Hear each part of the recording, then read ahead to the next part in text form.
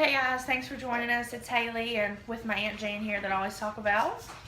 So we're gonna make, we do family dinner night on Saturday night, kind of through Haley's pre-op, so we can all have something good to eat and just enjoy being a family. Today we're gonna make, I have to read it because it's long. It's baked shrimp stew in a Mediterranean chunky tomato sauce. So the first thing we're gonna do is chop our purple onions. We will of course post the menu, not the menu, what's it called? Recipe? The recipe, yes, we'll post the recipe for everybody to see, so keep watching.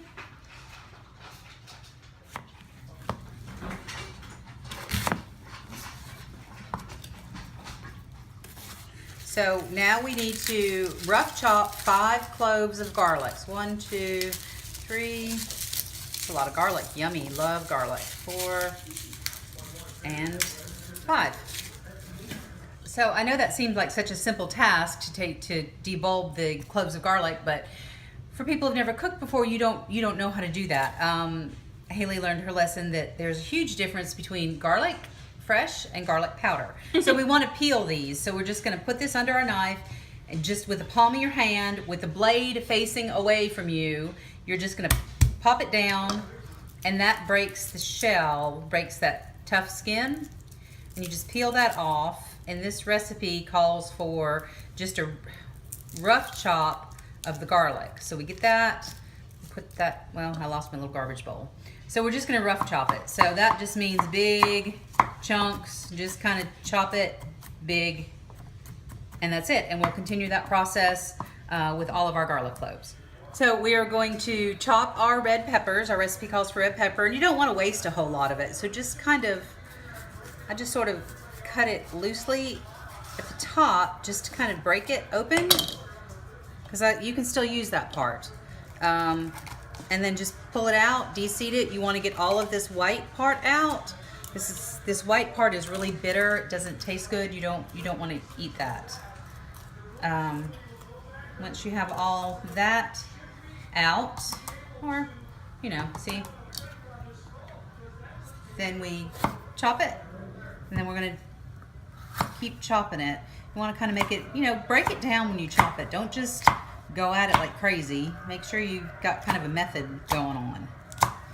And this is a rough chop, it says, our recipe calls for, so we're not doing fine. We're just doing big pieces because it calls for everything to be a little chunky. See, that's got a little bit of the white in there. Okay, there we go. So I think I've failed to mention this. Because we're feeding such a big family, we are doubling this recipe. So I've got 2 bell peppers instead of 1, 2 onions instead of 1. I'll have, let's see, it called for 5 cloves of garlic, so we'll do 10 cloves of garlic, which sounds like a lot, but it won't be. It'll be good.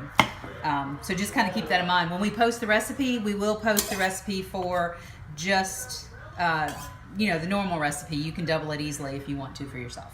So we're adding a green bell pepper to the recipe. The recipe really just called for red bell pepper, but I have this one that's dying in my refrigerator, so we need to use it, so we're gonna throw it in there.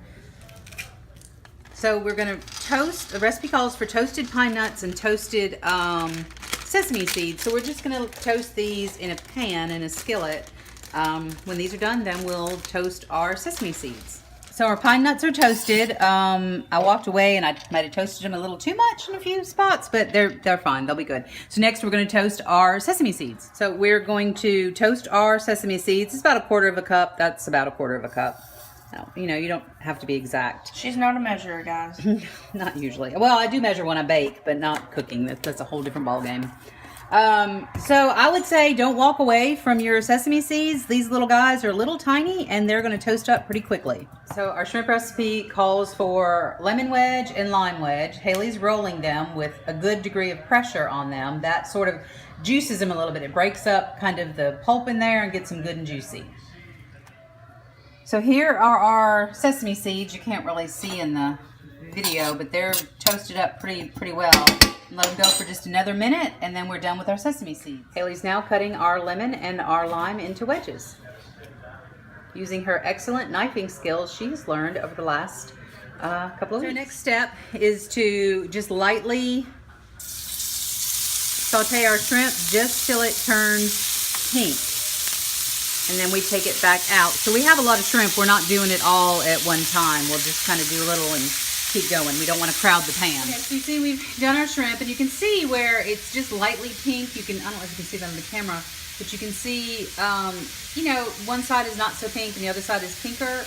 There's some of the garlic and stuff from the other pan I'm cooking, but you don't want to cook them all the way through. You don't want that bright pink color. Just lightly pink. And then we went ahead, as they're going in the oven. So we've added to the same pan, we added some more olive oil, our purple onions, our red and green bell peppers, and our garlic. And we're just gonna saute that for a few minutes. So now we're adding our diced tomatoes to our mixture, and we're gonna saute that for a little bit longer.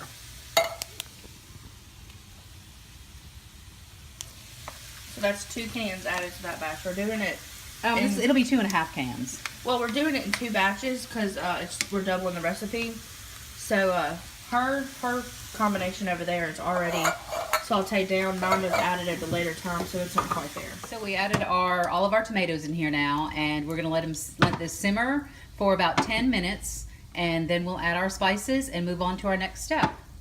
So Haley's still over there, still sauteing hers. That's so pretty. This is such a pretty dish. So we made the cloud bread this time.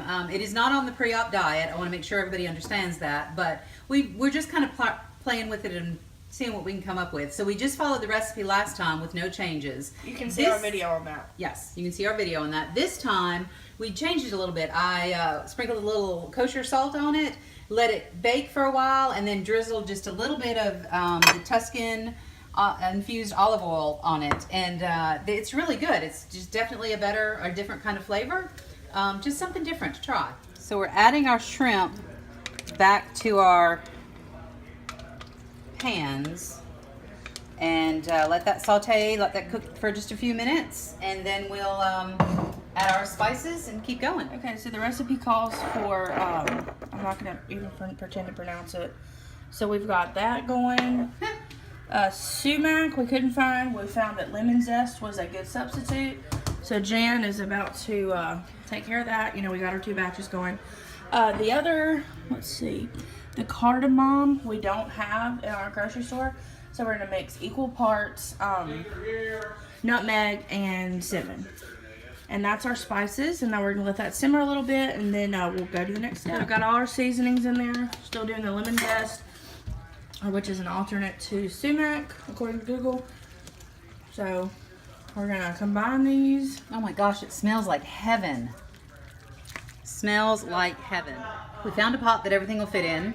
We've got all of our spices in there, our pine nuts and our sesame seeds as well. And parsley. And our parsley. And we're fixing to put it in the oven for 7 minutes, and then we'll broil it for a few minutes, and we'll be done. This is our finished product, our Mediterranean shrimp stew. I'm going to take a bite, and I hope y'all give this recipe a try, and we'll see how it is.